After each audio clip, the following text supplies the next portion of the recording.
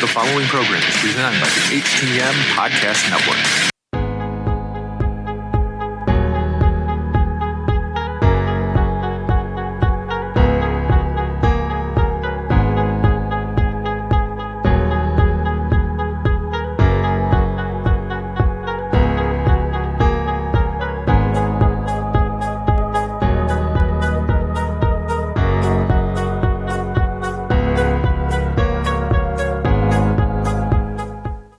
Welcome to another episode of Turnbuckle Talk in partnership with thechairshot.com, presented by the Hitting the Marks Podcast Network and in association with NDPW.com. Turnbuckle Talk is sponsored by collarandelbowbrand.com, where you get 10% off when using promo code JKPodcast. Turnbuckle Talk is also partnered with Phoenix at FNXFit.com, where you get 15% off all your health supplements simply by using promo code TBTalkPod.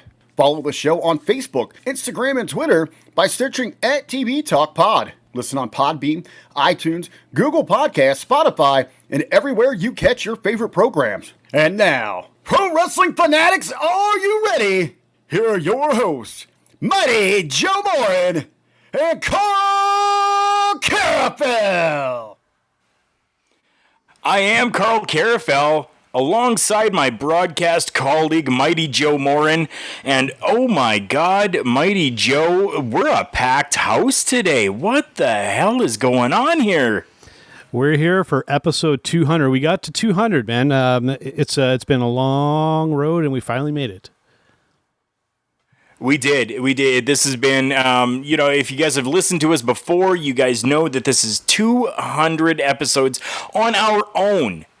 We've decided that, we went solo. We got away from the other program that we were with before, and this is 200 episodes on our own. This is fantastic. I mean, we've talked before about 50, but we've decided to continue on, press through, continue on, and we're at 200, baby. This is freaking awesome. Mighty Joe, tell us, who all have we got in here today? Well, let's kind of go around the table here. Just to if you're watching us, to your right, I guess, would be Dr. Michaël Jargo. I have to start calling you Doctor. You could have warned me that you were going to come to me first, because Karl told me to, mute my microphone, and so I muted my microphone, and then I was like, oh crap, and I didn't have my mouse over there. Congratulations, guys, 200 episodes. Yeah, that's awesome. Almost as enthusiastic as Karl was. It's kind of a joke about something that happened off air.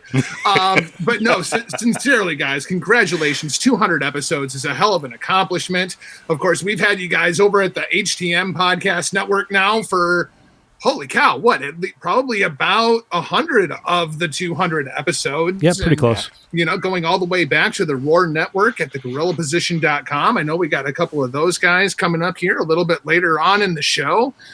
We formed that relationship, and even though Gorilla Position kind of went away, we decided we were going to stick together, and you guys came over to HTM, and it's been a great partnership. And congratulations, man, 200 episodes. I don't know how many damn podcasts I've done, but 200 is a hell of a lot. It really, really is. Now, below me from Love Wrestling, we have Spencer Love. Welcome to episode 200, sir.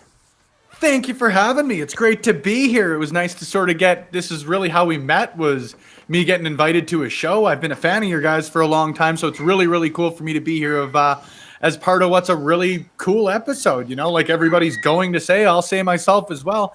Not many people make it to 200, nonetheless, when there's two people involved in it. So congratulations, guys. Great to be here. Oh, thank you. And below Karl, we have Mr. Richard Bronson Vickrey. Welcome, sir. 200 episodes. And for you all that didn't think Turnbuckle Talk was going to make it this long, you can suck my... Congratulations, guys. It's a pleasure to be here.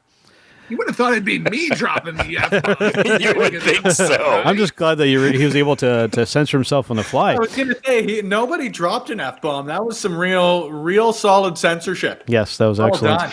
Now, right below Jargo, we have... 7-second delay. Yes.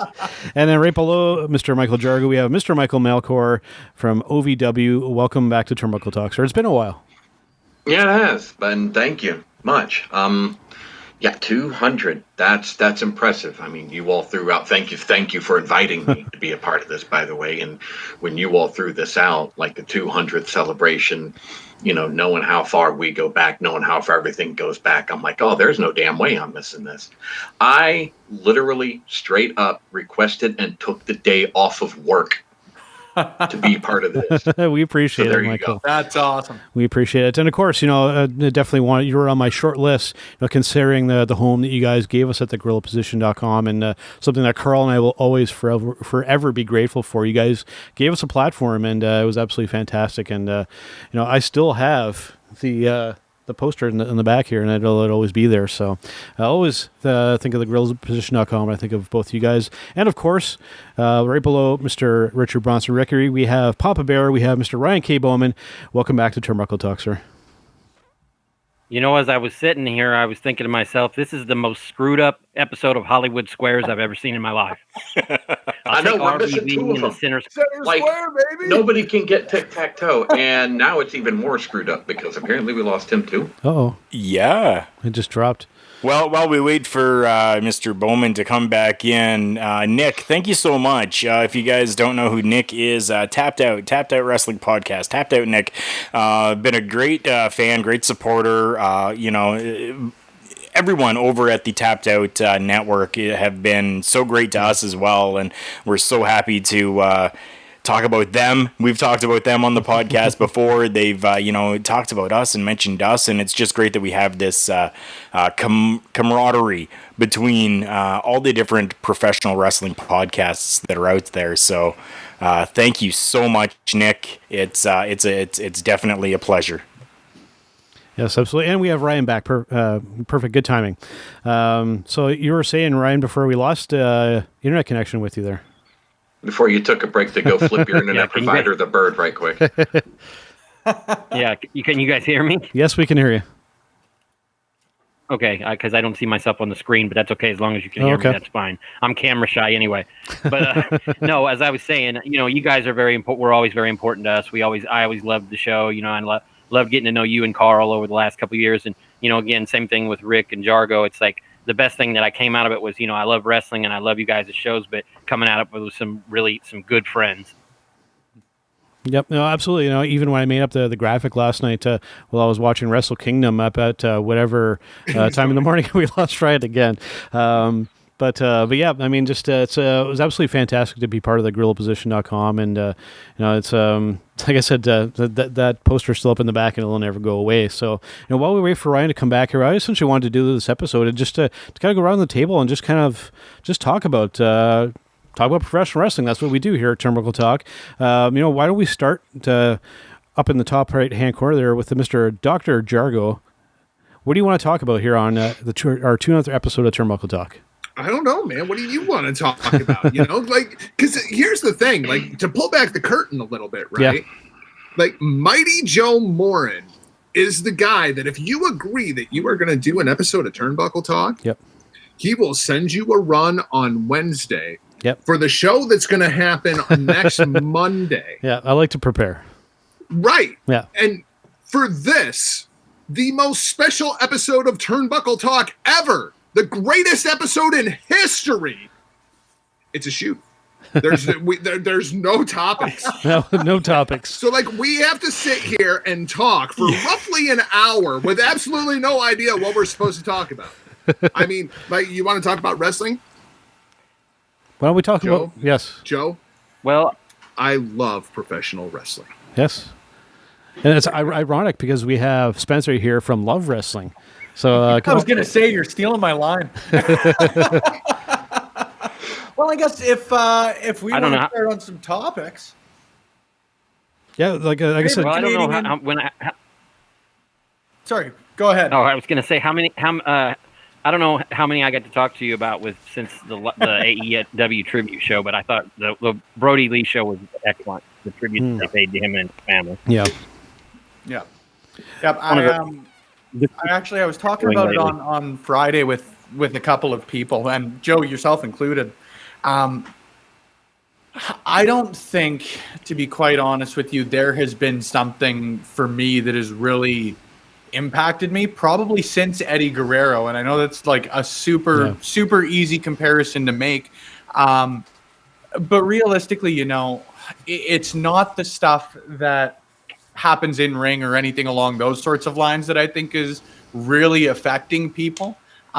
Hearing all the tributes to him as a dad and as a person, and you know, I still can't remember who sent the tweet out because there have been so many great tributes, but I think the best one, or the one that I sort of related most to, was for me the not coolest. That word feels so wrong to use when you're talking about a tribute to someone. Yeah.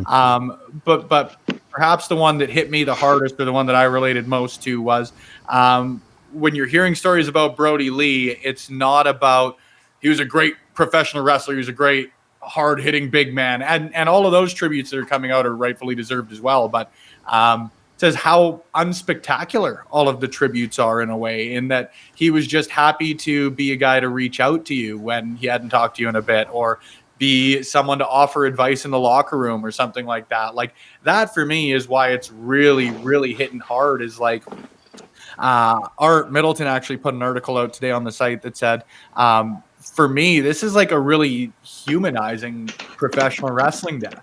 And that's, I think, why it's hitting so hard for me.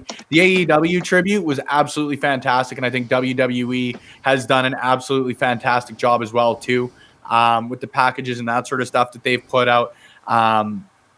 You can't really tell anybody how to grieve, right? And I think that the only thing that I've taken some consolation in is that everybody has come together around this real, just great human being.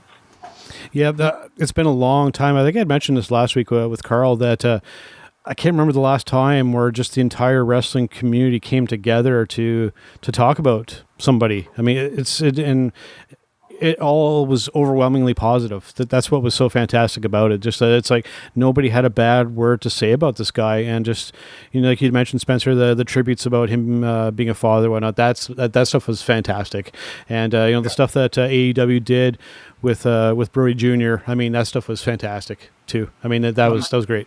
I think that's something that is important, especially for the younger generation, the new crop that's coming into professional wrestling. What they should take away is Brody's, the man's professionalism, and what he brought. When he came to WWE, he wasn't a kid. He wasn't someone playing wrestler. He came in at 32. He was a man. He knew how to handle himself. He knew how to walk into that locker room, become a leader.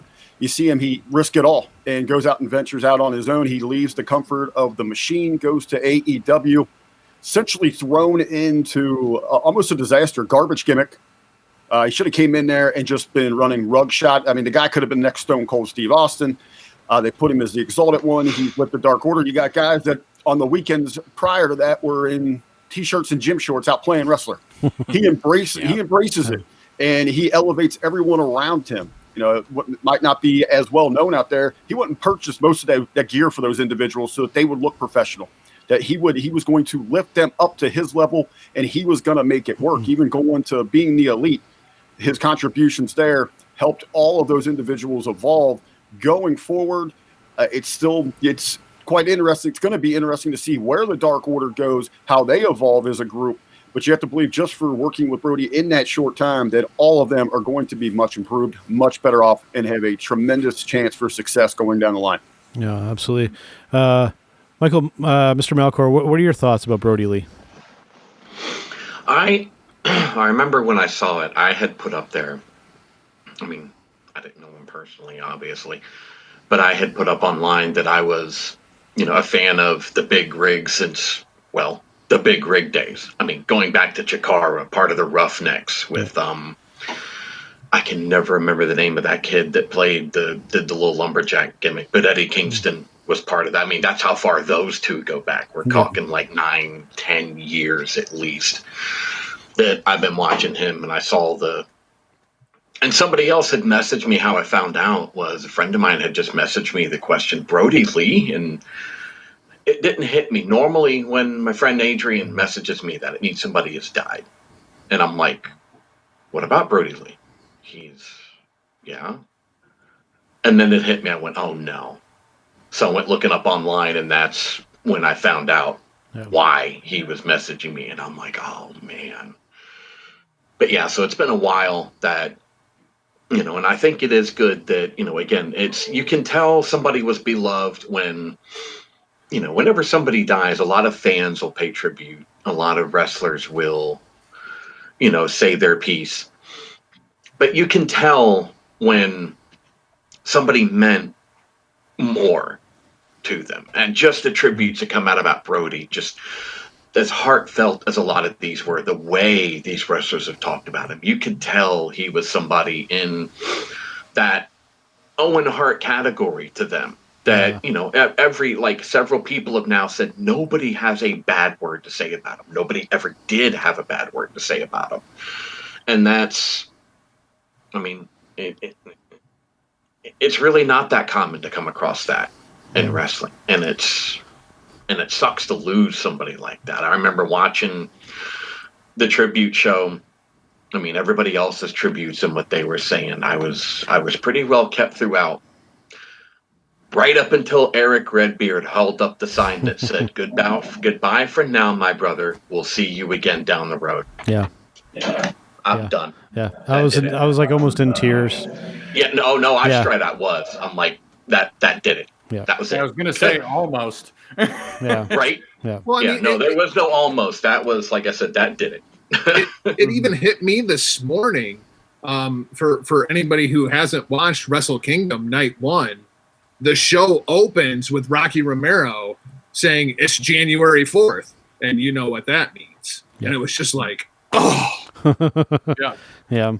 For me, when it comes to thinking about Brody Lee, I think to something that you said, Karl, and it still sticks in my mind, and not only in the situation, but I think that this can apply universally to everybody. You had said that, hopefully, while he was alive, people told him that he was loved, right? And that's something we can all take as advice, not to, wait until the person's gone before you really let somebody know how you feel, right? Because that person might not be there tomorrow. So, take advantage and, never take anybody for granted, I guess, is kind of what I'm getting at. And, not only professional wrestling, that's just a universal thing that can apply for everybody. So that's why I think when you posted that, Karl, I can't remember if it was a comment or an actual post, but like that's etched in my memory. Yeah, it was definitely just kind of a post that I had put out there, but that's what it is. And for me, anyways, I've kind of gone through a lot mentally over the last 4, 5, 6 months, and I've just kind of come to a realization that this stuff can happen, and it can be sudden, and it can be without warning that it happens, and that the stigma around guys showing their emotion needs to end. It just needs to end. We're human as well, and we need to show that emotion. And if I want to tell, Curvy Chick Party that, I love Curvy Chick Party, I'm going to do it. Dearly, not queerly, but I love the guy, right? It's with everyone. It doesn't matter. If you have that connection with somebody, make sure that they know. Make sure that they know that you've positively impacted them.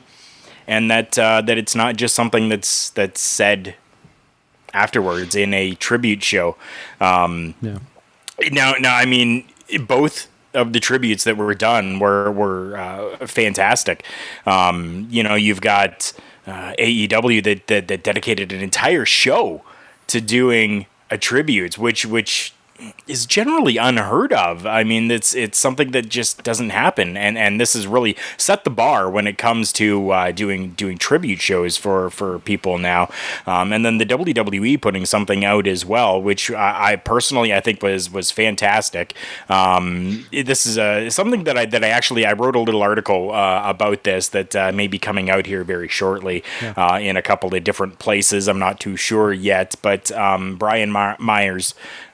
I want to throw this out here so that we can get everyone else's opinion on this. Do you think Brian Myers jumped the gun a little too quickly when it came to his, tweets that he had sent out, or do you think that maybe with the hurt and the emotions that he was feeling, that he was maybe warranted, given the situation? So, that's the next little topic that I want to come on to. If for anybody that doesn't know, that's watching or listening, Brian Myers pretty much sent a tweet out getting angry with the WWE because all they did was put a graphic up on the screen during the Monday Night Raw, the first episode after we learned about the passing of John Huber, and he got quite ticked off by that and butthurt, and decided to take it to Twitter. So let's throw it over to Dr. Jargo first. We'll go Jargo, we'll go Spencer, we'll go Kirby Chick Party, and then we'll go Mr. Melchor, and then we'll finish it off with Mighty Joe there. And I just want to get everybody's thoughts on that, please. Well, I think from a psychological perspective, all right, I absolutely think that this was nothing more than him just using his own public forum to express his own thoughts. I mean, because it was so soon after things happened that the series of tweets he put out does not strike me as somebody who was composed and putting together rational thought. That was somebody who was trying to express his raw emotion. And I think that is fine. I think the larger issue here when it comes to Brody, and it's not just Brody, because there were two other deaths inside of the pro wrestling community over the course of 2020 that were very much like this Brody situation, where it is just a surprise. It's not somebody that has been ill for, like when Bobby the Brain Heenan passed away, right? Everybody knew that Bobby had been very, very sick for a very, very long time. People were not necessarily taken aback when Bobby Heenan passed away. What happened here with Brody Lee, what happened with Hannah Kimura earlier this year, and what happened with Shad Gaspard. All three of them, with them being just out of the blue. Nobody saw any of this coming. And that emotional surprise and devastation that comes along with that, because you can't mentally prepare yourself for it. And I think that's exactly what we saw out of Brian Myers. Yeah. What do you think, Spencer? Perfect. Let's move on to Spencer with Love Wrestling. Yeah. I don't know, because for me, I don't really have an experience that I can really relate to as far as this goes. You know what I mean?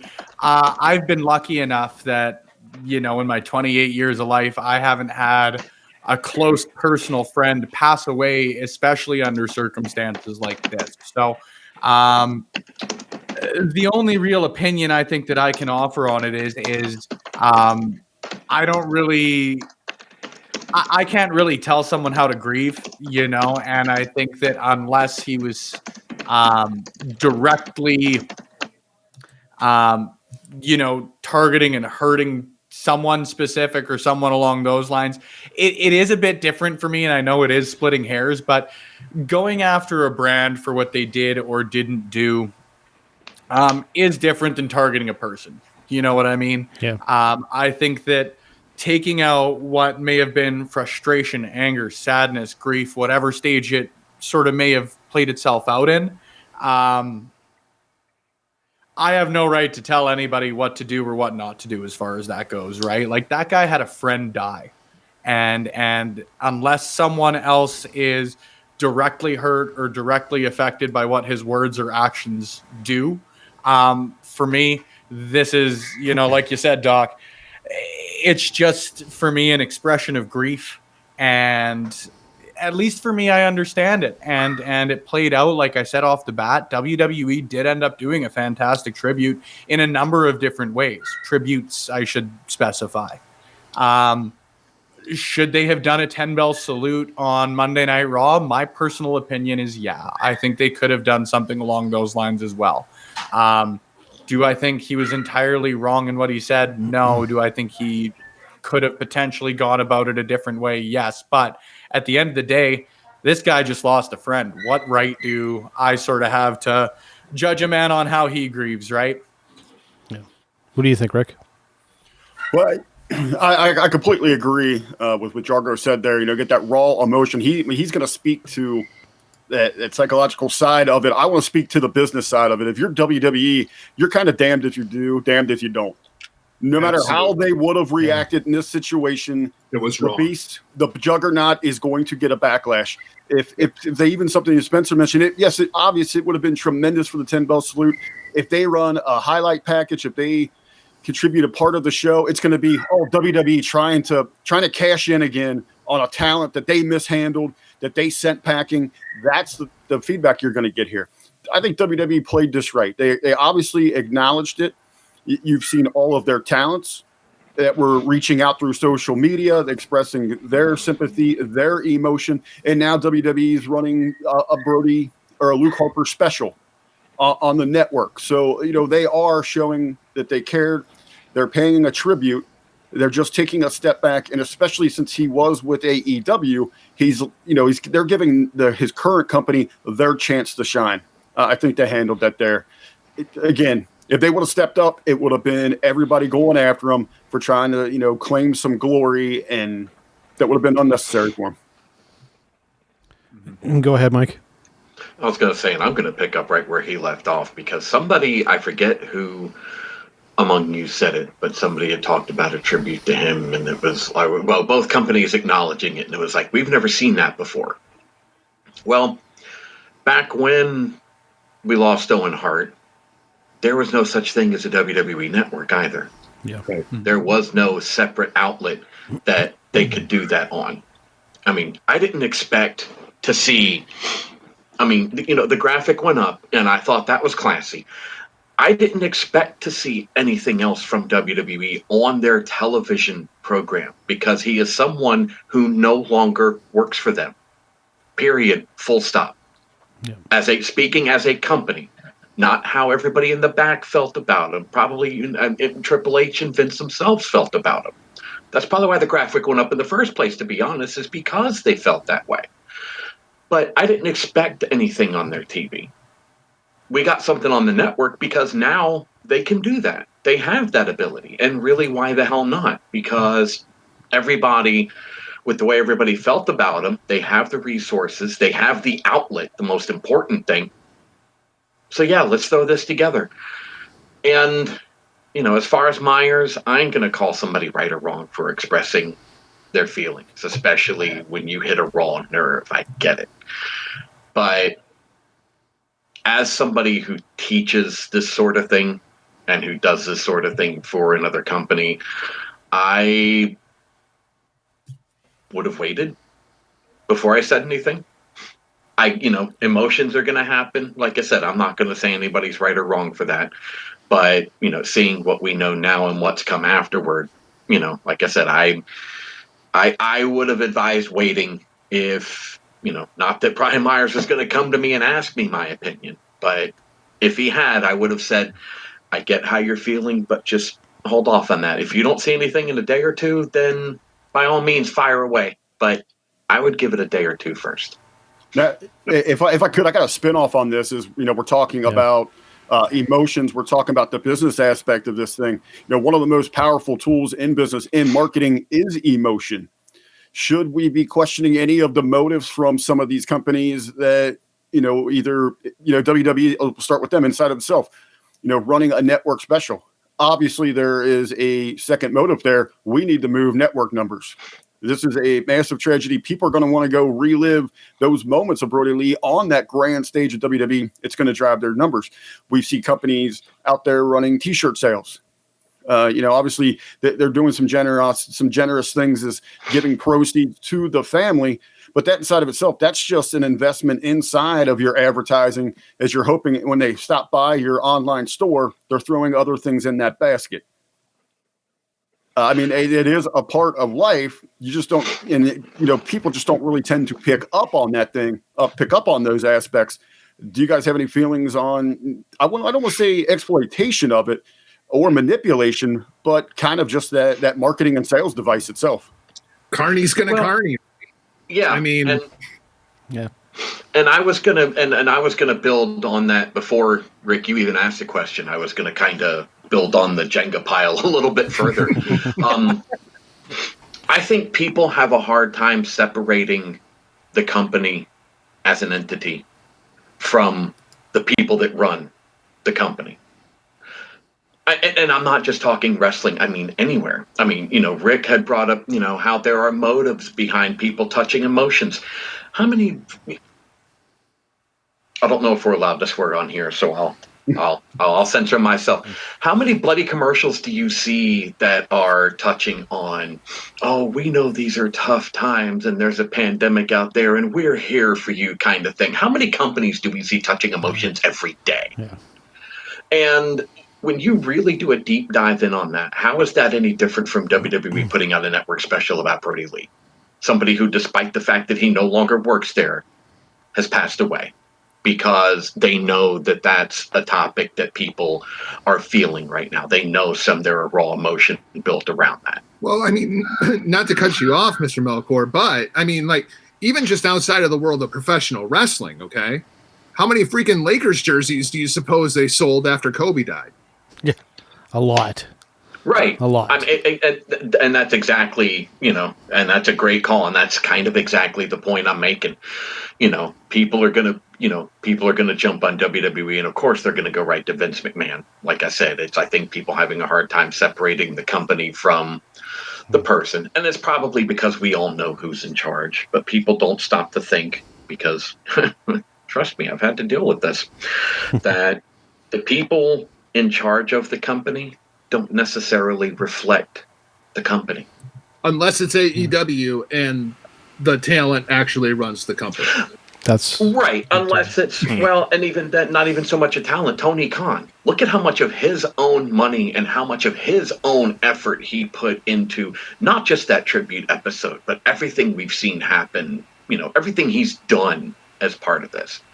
In a rare instance, you can point at, in rare instances, you can point at the company and kind of associate it with the person in charge or people, but not, the point I was getting to is people are going to call WWE out for, if they do call them out for exploiting the emotions around Brody Lee's death. Well, take a look around you at any given commercial on any given television at any given time and tell me how many companies are not exploiting emotion. Yeah. The one that really surprised me was Stephanie McMahon, because when she put out her tweet, she hashtagged it RIP Brody Lee. That was the only thing out of the WWE that surprised me, because I thought for sure if they were going to do something like that, it would be Luke Harper. The fact that she used the name Brody Lee just absolutely astounded. Yep. Yeah. Well, go ahead, Spencer. Spencer was trying to kid in there, so go ahead, Spencer. No worries. And to pick up off of what you were saying is I think for me that's where the difference lies in exploitation and the carny side of it and all of that sort of stuff that professional wrestling is prone to being, right? Is of course, there are going to be people and to some degree rightfully so that look at a lot of this stuff as exploitation and all of that sort of stuff. And I think for me, it's hard to judge it. It's a bit Monday morning quarterback, obviously, but if something's to come out of that advertising, if that AEW tribute show was to be just some crass, big, huge, terrible thing where at the end of it, MJF standing tall over Brody Lee, whatever it may be, then yeah, like if you're using this as some big, crass, get heat angle, of course it's exploiting it, and of course it's using it to the wrong degree, but I think the perfect example of that is Stephanie McMahon tweeting out hashtag RIP Brody Lee.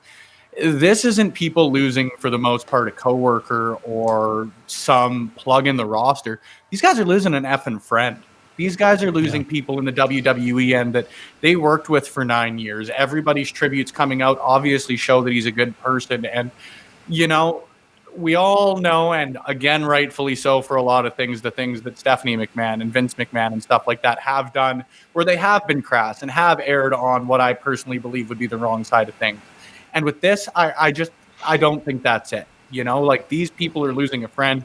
Stephanie McMahon, I don't have a number in front of me, but like she's got kids roughly around the same age as Luke Harper's kids, right? Like she is roughly the same age as Luke Harper. Triple H, I think, is 46.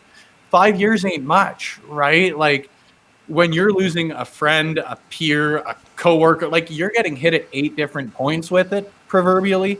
Yeah, if there was a big cross thing, 100%. But I think a lot of this is done in the recognition or the attempted recognition of being a tribute to a man that a lot of people love. And for me, the comparison I always will make is when David Bowie died. I don't think I listened to anything but David Bowie for 6 days, right? As soon as Luke Harper, Brody Lee, John Huber passed away, the first thing I did when I got the opportunity is I went and watched the Wyatts and the Shield, right? Because I wanted to, in my own professional wrestling fan sort of way, pay tribute to what I loved about a man who, by all accounts, was a good person.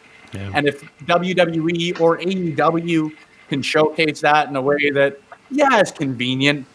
Like for me, if I had video footage, I would have put out an edit for lack of a better way to pay tribute or whatever it may be. WWE has the ability to placate fans, help them in their grief through something that is as relatively simple as putting together a few great matches. I don't see that as crass unless they make it crass, you know? Yeah. So, Mr. Boman, I don't know if you have been listening this entire time or if everything had cut out for you, but pretty much what we're talking about is I'd sent you that article that I pieced together with talking first Brian Myers and then, the passing of Brody Lee, Luke Harper, John Huber. That's kind of what we're talking about and discussing right now. I'm sure you kind of got the gist of everything as we were going through. So we'll get kind of your thoughts on this. Then we'll pass it up to Mighty Joe, and we'll let him get his stuff in there as well on this topic. And then we'll see where the rest of this episode takes us. Okay, well, we're going to give this a 5th try now today. I was just thinking it's never good to be the guy on the bottom. So that's what I've heard anyway. But as far as I had to put a little humor in there because the love man over there was starting to make me choke up a little bit. But he's absolutely right. I mean, these are people that are dealing with real emotions, real friends, people they've ridden in cars with, flown on airplanes with, spend more time with sometimes than their own families. It's not quite the same schedule as it was years ago, but they're still gone and with each other a lot. When they're not with their families, they're with their coworkers, and vice versa.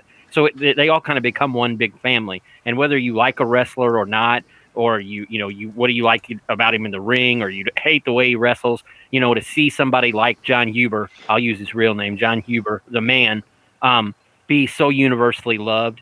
I can understand where Brian Myers and that might have just been a spur of the moment thing. He might have just been choked up. He might have just been flushed with emotion and sent out the tweet. But as far as I'm concerned, I'll back up exactly, the points that have been made. You can't tell these people how to grieve. They've just had a major loss in their life.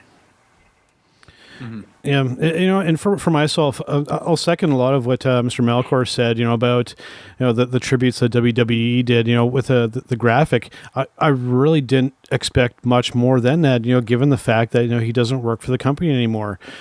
But then at the same time, I'm thinking, he was there for a long time, and it was essentially like family to a lot of the workers and the people running the show. So, when I saw Stephanie put out her tweet, I mean, it didn't really shock me, just given just how tight behind the scenes that they were, because and you just see all the other outpouring, and it all kind of made sense to me, that it was just one of these cases where the company lines didn't really kind of matter, that this was just a guy that in professional wrestling that everybody loved, everybody poured out their emotions on this. I didn't. I wasn't expecting them to do like a big special or to do a 10-bell thing. That just wasn't something that I expected. And, I think just each individual person kind of doing their own tribute, I think is kind of the best thing. Because then you get everybody's true emotion on the individual. And like I said, probably not since Piper have I seen like just universally so many people just saying, we love you. Mm-hmm. You know the real reason why Stephanie used hashtag RIP Brody Lee, don't you? Because it was trending and RIP Luke Harper wasn't? No. Coming up at the Royal Rumble, Vince is going to go ahead and bring the Bludgeon Brothers back. He's going to Razor and Diesel that thing. Oh, I hope not. It's good shit, pal. I really hope not. Well, you know what? well, not to necessarily end the episode off, but I think it'll probably eat up a good portion of our remaining time here. I thought we would kind of go around the table here.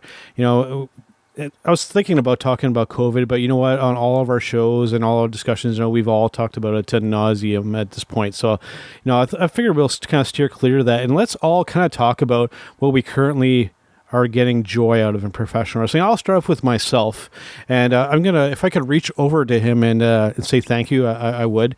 But I have to thank Dr. Michaël Jargo for kind of reintroducing me into New Japan Pro Wrestling, because that currently is what I get joy out of in professional wrestling. I've started watching it on a regular basis now, and it's rejuvenated my love in professional wrestling. It's a company that doesn't insult my intelligence. I get good, solid professional wrestling without any of the bullshit. I'll just come and say it. No shit wrestling, and I love it. Yeah. Be still my heart. dropping S-bombs. Yes. Holy Canada. Yes. Just wanted to say it. That's the best way I can word it. I freaking love New Japan Pro Wrestling, and it's actually been fantastic. As we record this, currently it is January 4th, and you know what that means. Wrestle Kingdom. Yep. Wrestle Kingdom Night 1 this morning. 6 matches that just absolutely blew the doors off of the Tokyo Dome, and God, they even set it up for night 2. I mean, just the way that they built the card to build for the second night of Wrestle Kingdom, and then we get my favorite show of the year, New Year's Dash, where if Joe can drop S-bombs, I can too. Yes. New Year's Dash, that's where the shit hits the fan. Like that is the point of New Year's Dash. Yeah. It is the Raw after Mania. All bets are off. Nobody knows what in the hell is going to happen. There are people in the world right now that think Kenny Omega is going to be at New Year's Dash. Wow. That would be something. It's not going to happen, but the fact that there are people in the world that think that it will, that's what's great about New Year's Dash. Wait a minute. Late last year, I saw Kenny Omega not just the same day, but at the same time in the Impact Zone, and somehow down in Mexico City at Triple Mania, Michaël Jargo. Yeah. There is proof of the pudding. The man he has instant transmission. He can be anywhere he wants at any given time. You do not tell Kenny Omega what and where he can be.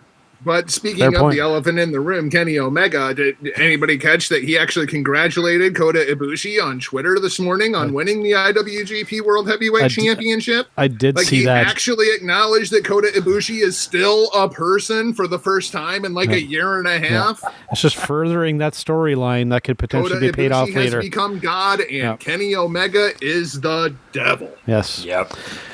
I'll go to I'm going to go to my co-host next here, to Karl Karufel. Where do you currently, what do you find joy in professional wrestling? And like what tickles your fancy right now when it comes to wrestling?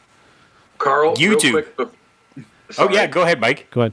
If I can throw one to my comic nerd fans out there, I don't know if there are 3 Jokers, but apparently there are 3 Kenny Omegas. Yeah. Sorry. No one. World's greatest time traveler. Yes. Yeah, YouTube. YouTube is giving us a plethora of different companies that we can watch. And it's fantastic to be able to see, we can see Canadian wrestling. We can see American wrestling. We can see wrestling from the UK. We can see wrestling from Australia. We can see wrestling from Germany. We can see wrestling from pretty much all over the entire world from independent companies on YouTube now. And they're giving that stuff away for free. And I absolutely love it. I'm going to give a shout out right now to Danny Duggan at Canadian Wrestling's Elite, because they've been doing that as well, and I freaking love it. And I'm going to shout out Miss Kim as well with Ignite Wrestling down in Florida. She's been doing the same thing. Miss Kim is amazing at what she does. A female owner of a company, promoter, booker. She does absolutely everything for Ignite Wrestling, and she puts that stuff out on YouTube for us for free, and I love. She's talked about it on our podcast before. I love how she does things. There are no storylines. She just lets these guys go out there and girls go out there and give us professional wrestling, and that is what I love. I love professional wrestling. Yes, Spencer, I'm continuing to say it and stealing your line. I love professional wrestling. How am I have to get that. supposed to start any of these? You're gonna have to get that like trademarked and start getting some residuals on this. Yeah, for sure. Church is on the way. Yeah. But that's my biggest thing right now, and that's my biggest love of professional wrestling is that I have so much that I can watch just on YouTube alone, and it's not like it's the top of the world class professional wrestling that's out there, but these are the guys and girls that we're going to be seeing in the next 6 to 10 years. And we're already going to know their names, and we're going to be able to go to our buddies that are just the casual fans and go, I was watching that person 6 years ago. Look out. You really got to watch this show to see what this person can do. So, yeah. And to go with the YouTube thing, like, props to Ring of Honor, and for the last little while, I mean, even the Madison Square Garden show for free in full on YouTube. I mean, I've watched that I don't know how many times now. And since Mr. Melchor is in the house here, OVW. If you haven't already, I mean, we play the commercial all the time on this podcast. Go and check out OVW. I mean, weekly content from there, absolutely fantastic stuff happening down there as well. So, yeah, I just wanted to make mention of that. I know Mr. Melchor probably cannot give us any spoilers at all, but if you guys do follow our stuff on social media at TB Talk Pod on Facebook, Instagram, and Twitter, we actually put out, there was a network about a champion having to relinquish the championship due to commitments with another company. I mean, like... I'm sure you can't tell us what's happening going forward with the championship, but yeah, like that. And that's, I mean, it isn't anything that was done onto YouTube, but just the power of social media and the power of the internet right now to be able to give us these things so that we can kind of stay in the loop and not have to sit back and like twiddle our thumbs and stick our fingers up our asses and wait until the next show comes on.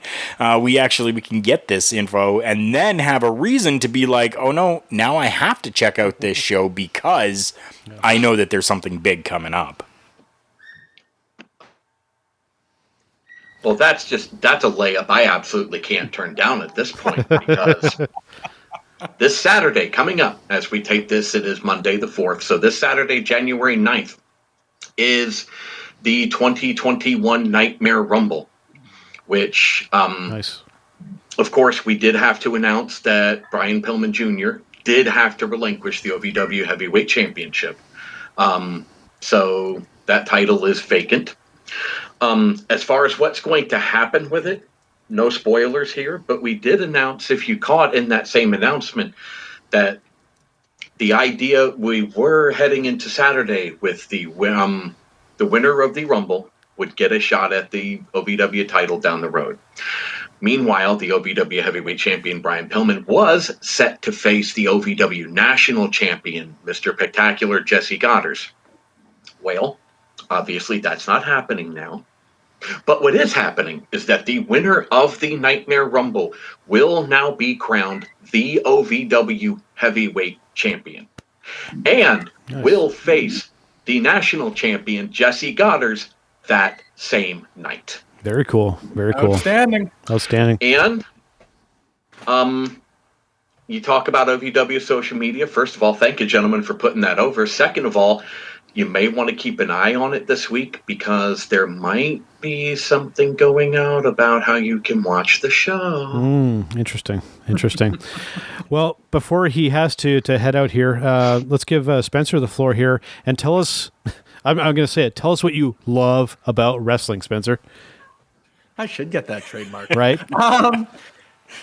I think 2020 overall, and I think all of us, at least in our brief conversations together, can agree, like, despite the circumstances, at least personally, 2020 was one of my favorite years in professional wrestling. Maybe one of the best is like more subject to opinion than I would even think, but I think that it was easily one of my favorite years of professional wrestling. And one of my favorite parts of professional wrestling this year, was just women's professional wrestling overall. I think that for me, the last few years, as they rightfully should have been really, really pushing for the women and doing events like Evolution and doing these first times ever and really checking off a lot of the boxes for the first time.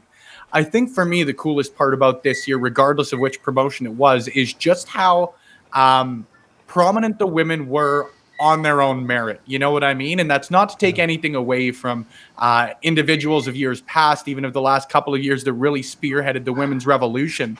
But you look at names like Bayley and Sasha in WWE or Deonna Purrazzo in Impact. They are top people because they have been the best performers in their promotions by a country mile, at least in my opinion, for a large part of 2020. You go through those promotions, you go through some of the matches that have happened in AEW, whether you're looking at Serena Deeb or Thunder Rosa or Britt Baker making her return, or as much as people have complained about the women's division in AEW, I've liked what Hikaru Shida has done when she's in the ring, right? I think that every promotion has done a solid to great job of their women's division this year. And I think a lot of that is, you know, not to say they've lucked into it, but simply because every woman, or at least every roster, has had a good handful of women really hit their stride this year. So I think that overall that'd be where I'd go with things, is just the general women's scene. And then, like, I know in speaking to each of you guys, I'm sure each of us can come up with 4 or 5 or 6 names from each respective independent scene of women who are going to come up and be real players in the next few years, like you guys were all alluding to, right? Yeah. And before you do get, I know you have to head out, Spencer, and I'll give you a platform too to tell us all about Love Wrestling before you head out. Well, absolutely. And I think that the best thing I can say is check it out for yourself. We launched on January 1st. We've got a lot of great contributors over there covering what they love about professional wrestling. Like, we're lucky enough to have Joe and Karl starting a new podcast. Their first episode is going to be coming out this Thursday, the Turnbuckle Rewind podcast. They're going to be sitting down doing watch-alongs of some of their favorite matches in pro wrestling. This Thursday, Hogan versus Andre at WrestleMania 3. I know you guys are going to want to check that out. We've got Poetry of a Promo. I today actually launched an interview with the aforementioned Deonna Purrazzo, knockout champion. I don't really have another way to put it. You guys have all said it for me. I love professional wrestling, and I want to showcase that love of pro wrestling with people I love in professional wrestling, bringing it to other people who love professional wrestling. See, if you guys are going to say it, I'm still going to get it in there more than you are. Awesome. Gentlemen, I wanted to close it out and say thank you guys very, very much for having me on the show. It is cool as hell to be here anytime I'm on here, but especially for such a monumental episode for you guys. Congratulations, and thanks again for having me. It means a lot you'd think of me to be here. Thank you so much, Spencer. Anytime, guys. I'll talk to you soon. Have a great rest of your days. All right, you too. All right, so what I think who we'll go with next here is let's go over to Mr. Richard Bronson Vickrey and tell us what you love currently about professional wrestling, sir. Well, kind of in a bigger picture is we have our gathering of these tremendous minds here this afternoon as we kind of, just appreciate the milestone of 200 episodes. It's not really just about the celebration, but about a reflection of where we've been and what's, what we've loved about professional wrestling that's brought all of us to this point in, just our connection through Turnbuckle Talk or our personal journeys. But I think, what's more important is to look where we are going, where we continue to evolve. For me personally, just to kind of think when I got into the podcast game with Jargo 3 years ago and where we started off and our goals then and aspirations, absolutely never would imagine where I am at today as we sit here on January 4th, 2021 and what's that, coming around the corner for us that continues to feed my passion, my drive for professional wrestling. Jargo and I are honored, privileged to be a part of the Hameen Media Group, where we have tremendous things going on. We get to sit for the last part, 3 years, we've got to sit under the learning tree of tremendous minds like Ben Hameen, Stevie Richards, Strangler Steve King, Chris Silvio, Ted McNair, Big Sal, Greek Papadon, some of the finest minds in professional wrestling. We've seen the Hameen Media Group blossom in partnerships with the Russo brand and all those tremendous talents. We've just recently, today, we have launched a partnership with Stevie Ray of Harlem Heat. We have a plethora of other talents on board. We are getting ready to roll out here. Jargo is going to be paired up with one of the all-time greatest minds in professional wrestling to help drive his podcast going forward. Our Rip Rogers, the man responsible for fine-tuning the likes of John Cena, Randy Orton, Brock Lesnar, Cody Rhodes. The list goes on and on. He is with our platform there. Just to be a small part of the Hameen Media Group and how it's matured me in professional wrestling, working on that platform with the promotions I work with personally, again, just simply incredible. This morning, every Monday, I get to sit down with Ben and Beast. I get to pick their mind. Something that we should have had on the Patreon system.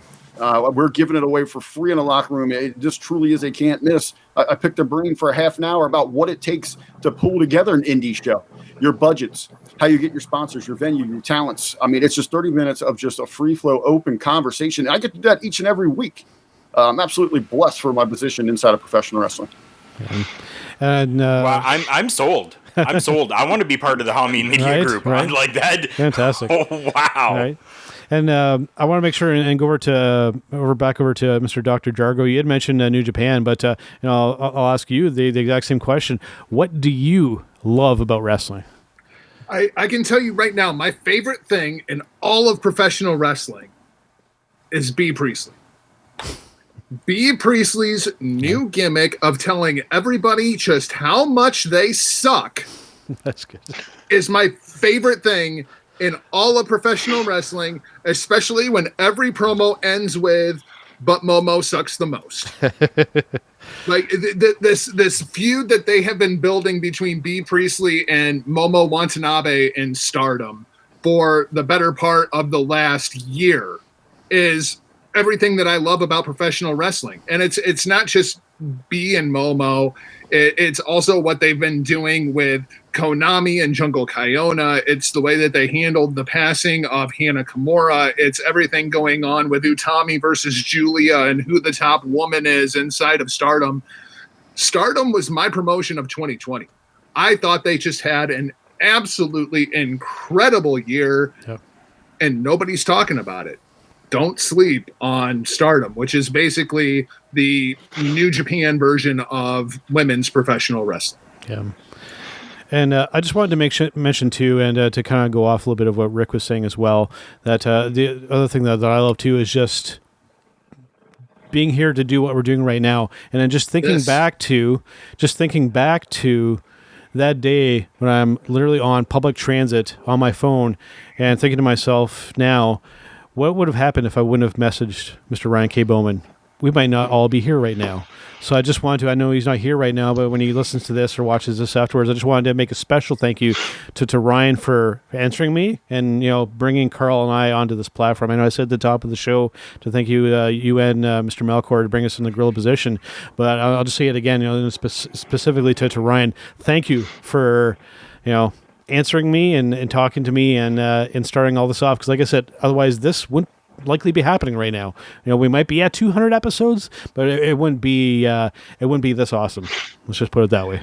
You know what's cool about podcasts when you are a podcaster is you get to know all these other podcasters. Yeah. And no matter where you are, no matter what you are doing, you can always put in your earbuds or put on a pair of headphones and be surrounded by your friends. Yeah. That is the coolest thing about podcasts. Yeah. No, I agree 100%. Wow. So we're up close to the hour. Unfortunately, I wish that Ryan was still here, but it looks like we lost him on the internet connection. So I guess before we all go, just some kind of final thoughts. I'll start with my co-host Karufel. Any last kind of shout-outs or plugs or anything we want to get in before we call it at episode 200? Yeah, I mean, definitely. I want to go to collarandelbowbrand.com. I mean, our friends over there, collarandelbowbrand.com, you kind of heard us talking about, them pandering to, making some money and getting people over to their sites. They do it. They do. But I still love them. I'm wearing the Collar and Elbow brand hat, as I always do. When it's a little cooler outside, I wear my Collar and Elbow brand sweatshirt. I've always got that handy somewhere with me, but go and check them out. We are the first Collar and Elbow brand sponsored podcast. They took a chance on us. We were so happy with it. Go and check them out, collarandelbowbrand.com. There's a promo code you can use, JK Podcast. That's going to get you 10% off your entire purchase, whether that is brand new merchandise, whether that is clearanced merchandise, whatever is in your cart. You use JK Podcast at the checkout, and you're going to get yourself 10% off from collarandelbowbrand.com. We do have our friends over at Phoenix Fit as well, fnxfit.com for your health and workout supplements. They are all available over there, whether you're looking for some super greens, some protein powders, some pre-workout, post-workout, whatever you're looking for. That promo code for over there is TB Talk Pod, and you're going to save 15% off your entire order over there. So if you're looking for some health and workout supplements, go and check out our friends at fnxfit.com. And then just for us, if you aren't already, follow us on our social media. We're talking Facebook, Instagram, and Twitter. And we can be found at TB Talk Pod on all 3 of those platforms. All right, and Jargo, what do you want to get out there before we head out? Well, first and foremost, congratulations, gentlemen, on 200 episodes. Well done. Well done. Thank you very much for being a part of the HTM Podcast Network, which you can find online at hittingthemarks.com. That's called the plug, ladies and gentlemen. I'm a goddamn professional. You can also find me over at destinopod.com, where I host Destino, a New Japan Pro Wrestling podcast where I completely showcase all of my nerddom. Huckleberry, I guess, why don't you tell them about Hitting the Marks and what we're going to be talking about this week as we prepare for chaos in the United States with the Georgia election and possibly, once again, President Trump. Well, first of all, guys, congratulations, 200 episodes, an incredible milestone. You know, here's the 200 behind us, but hey, let's look forward to 200 more. The future is brighter than the past, and absolutely looking forward to. I'm really excited to see what you guys roll out with this new project. I think it's an incredible concept. As I told Mighty Joe and I've told Jargo, I said these guys are in for the research of their life, and I mean that in a positive way. When you guys start going into that hole and start to see everything that's involved in putting together these masterpieces of matches, I think you're going to really enjoy yourself, and I hope it's something that you absolutely get lost in, and that we can kind of just get lost in as a listener. So congratulations and good luck going forward, guys. Jargo, you talk about plugs. Well, I'll see your plug and I'll up the ante here. Of course, this week on the Hitting the Marks podcast, again, you know, it's a show about everything and anything. It's a show for everyone, hosted by 2 mother a-holes. So you want to check that out. It's a little midweek treat for you. We've got a lot going on there. Of course, you can check us out at hittingthemarks.com. Or you can find us over at HameenMediaGroup.podbean.com and talking about that HameenMediaGroup.podbean.com. That's an association. It's the affiliate program with the Hameen Media Group. You can check out that core programming at HackerHameen.podbean.com. We're talking everything from pro wrestling, conspiracy, political satire, sports, entertainment. You name it, we got a little bit of it all. Again, it is the Hameen Media Group. And also this week over at Pro Wrestling Tees, they got their New Year's sale going on. Make sure you're buying over those T-shirts. Just do a search for Ben Hameen, Stevie Richards, Greek God, Papa Don, Big Sal, and Dr. Man-Beast Ted McNailer. And of course, you can keep up with me, Rick Vickrey, across all social media at The Real RBV. And keep your eyes out. Hey, guys, I know Karl is regularly plugged in here for me. If you love my delicious of the day, RBV Fitness, we got a new project launching, a vlog coming at the end of the month. We're going to run it in association with Cincinnati Wing Week. It's called RBV Eats Out Cincinnati. Fantastic. That's awesome. Mr. Michael Melchor, some plugs and shout-outs before we head out today. Take that, Melchor. I can't. Forget it. No, but again, I said it off top. I'm glad we had all of you there. I mean, when we put the Roar Network together, it was the idea, let's curate people that are good people, good at what they do, that may not get heard that often. That was the goal, is to get everybody together so we can bring everybody up. And I'm glad to see how far all of you have come since then. That just makes my heart grow 3 sizes too big. Of course, ovwrestling.com is where you can get your tickets to this Saturday's Nightmare Rumble. If we have some left, that's I'm not doing the Carney hurry, they're going fast thing. No, we had to open up more seats, and we might have to open up a few more, but this is a pandemic, folks. There's only so much more we can open up before this show is going to be sold the hell out. So if you're in the Louisville area, ovwrestling.com and get your tickets as soon as you can. Again, keep your eyes on OVW social media, the Facebook page, OV Wrestling on Twitter, Instagram. We are all over the place. We may have an announcement about that Nightmare Rumble show soon. As far as myself, I'm on Twitter at mmelchor. On Instagram, michael.melchor. I say this all the time, but it dawned on me that this is a video chat, and now I finally get to do it. Nice. Look for the wine bottle. That's how you know it's me. Fantastic. All right. That is 200 episodes. And before we go, I just wanted to say again, thank you to Karl for being my co-host, for putting up with me for 200 episodes, and looking forward to 200 more. Thank you to Jargo. Thank you to Rick. Thank you to you, Mr. Melchor. Thank you to Ryan K Boman. Thank you to Spencer Love. And thank you to our listeners for supporting us. And looking forward to 200 more episodes. It's going to be fantastic. And of course, looking forward to this new show, Turnbuckle Rewind. As Rick said, it's going to be a lot of fun. It's going to be a lot of work, and I'm looking forward to that, looking at all these great, fantastic matches and getting to really kind of delve into them and really get into it. So I'm psyched for it, and I can't wait. So that's it for 200 episodes, and we'll see you guys on the next one. Have a nice day. It's me. It's an honor to be the beat. As you can tell in the background, we are out celebrating. That is what we do here at hittingthemarks.com. And I invite everyone to continue to tune in to Turnbuckle Talk, but check out all our other shows we have. You can find that all at hittingthemarks.com. Run.